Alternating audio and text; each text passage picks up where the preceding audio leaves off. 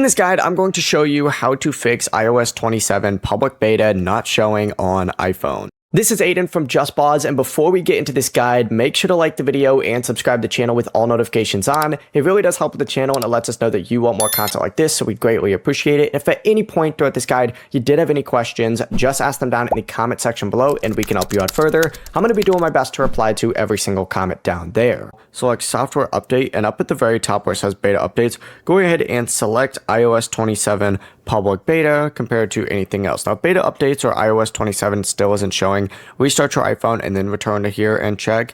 And also make sure that your iPhone is compatible with iOS 27 in the first place and that the Apple account enrolled in the beta program matches the account on your device. If everything is correct, just wait a few minutes and check the software update again because it can take a short time for beta enrollment to appear. Before you do leave, make sure to like the video and subscribe to the channel with all notifications on. It really does help with the channel and it lets us know that you want more content like this. We'd greatly appreciate it. And if at any point throughout this guide you did have any questions, just ask them down in the comment section below and we can help you out further. I'm going to be doing my best to reply to every single comment down there. Peace.